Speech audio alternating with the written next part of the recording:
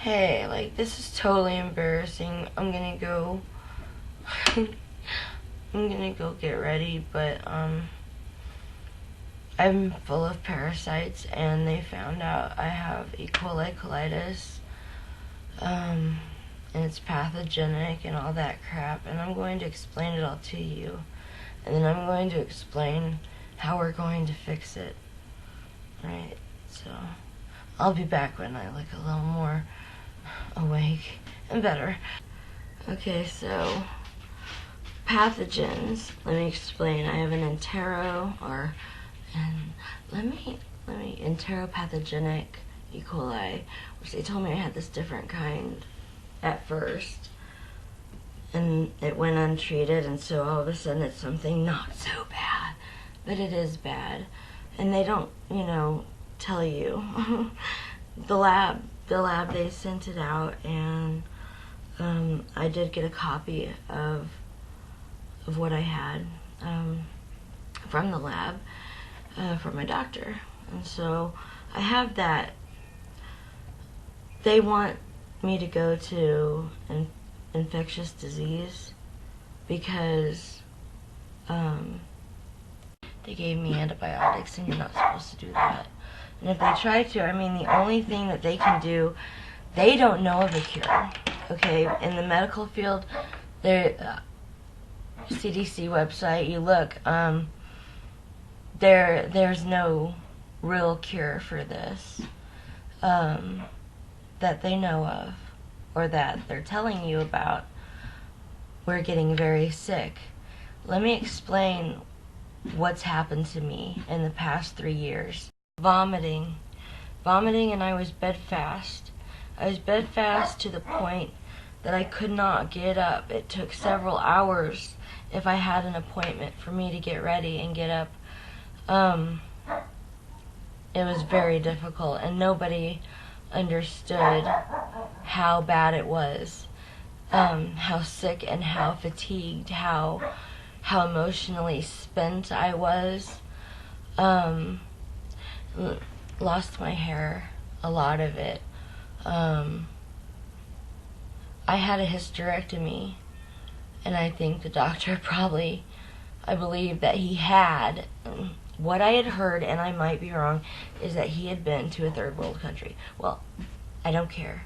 You don't have to go to a third world country to get E. coli and other pathogens like Candida and stuff like that, and I'm going to tell you about all of it because I have been infested, and I'm going to find a cure.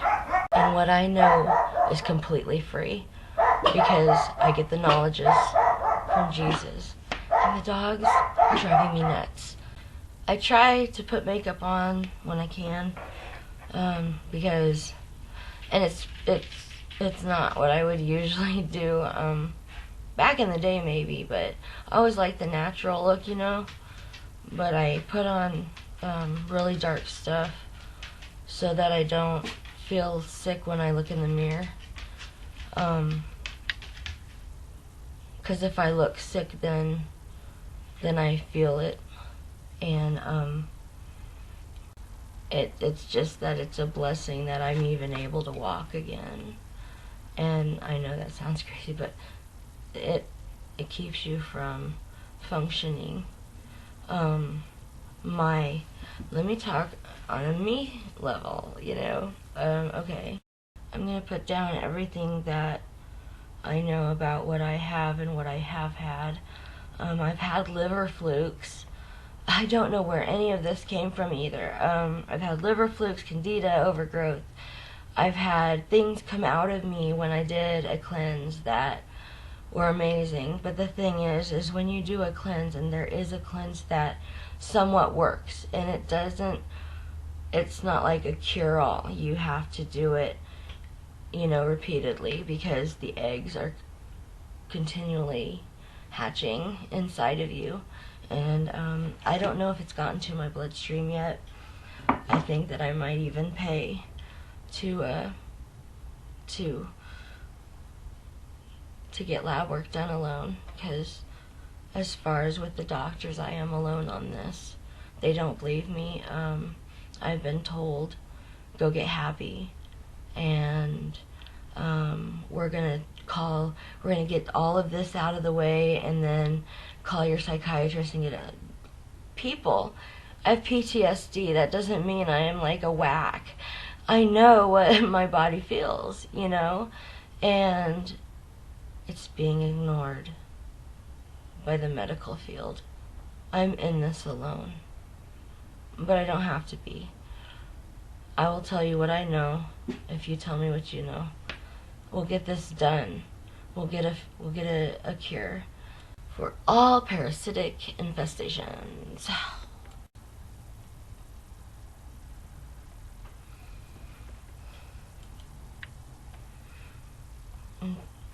Oh, I'm recording. I'm trying to, I'm smoking right now, but I've got all of these things up. Sometimes I need to take a break because I've been doing so much research.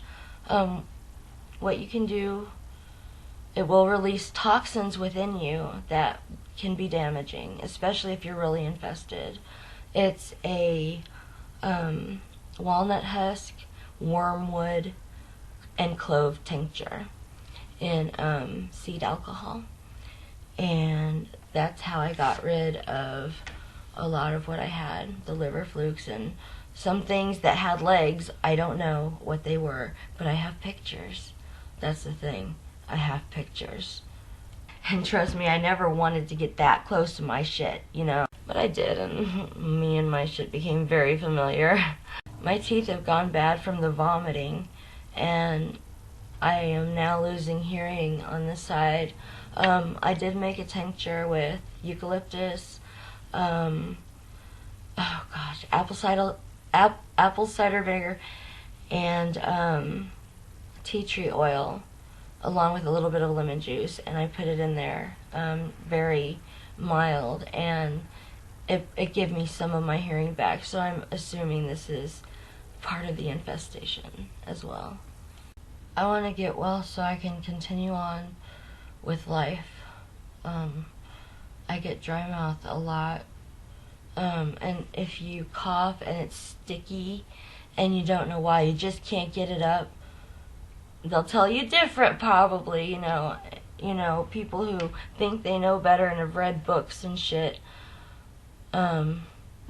It's actually, as it comes up, the organisms that are, taking over your body, they're trying to grab on. That's what's going on there.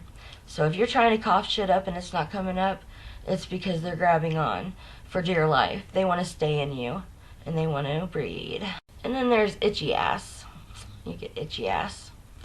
I haven't had that in a long time, probably about 1.5 years. Since I've done the tincture, I haven't had that problem. So whatever was causing that is gone now, or is at least subsided to a point that it doesn't cause that problem. I watch Graham Norton's Red Chair flops when I get down, because those always crack me up. Have you ever watched those? Graham Norton, BBC Network. It's so funny, and he's insane. I wonder what they do before they go out on stage, because they are always hilarious and having fun. They must totally chuck some back or something. But I do need a break from this, because it's very overwhelming. Almond oil soaks everything into your... That's another thing that was in my tincture. Almond oil in my ear. When you mix things with almond oil, the almond oil soaks into your skin. It's the one oil that I prefer over everything else, every other oil that they say soaks in, because it actually takes everything in with it, and it does it very quickly, without any residue, really. There isn't. So it takes it in. It might smell bad, but would you rather be sick? Some people would, believe it or not, and I was really surprised at that. Because I'd rather smell something terrible than be sick, be this sick. They make your hair, they take all of your nutrients, you become very fatigued. You need protein, you need, and the crazy thing, my lab work turns out good a lot of the time. I'm down on my potassium right now, I believe. I was in the emergency room a couple nights ago because of this. It causes severe cramping. And they say, oh no, not that kind. That kind doesn't cause any of those symptoms. And it's like, yeah, it does, bitch. So I plan on emailing a few people and letting them know what's up and what they should know, being in the field that they're in, dealing with people who have the same problems I do, and not trying to convert it to a mental disorder. Because that's another thing. It can cause you to have bipolar symptoms.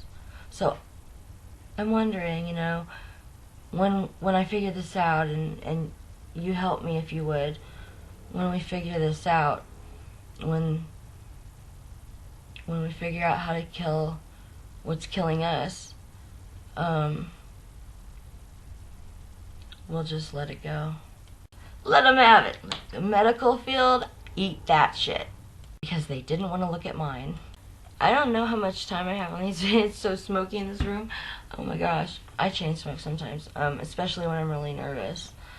Anyway, I'm going to continue on the next video, and I'm going to leave actually everything that I know written or typed in there so that you know where to start, and trust me, please don't do anything unless you know how to deal with the toxins, because they will destroy your body.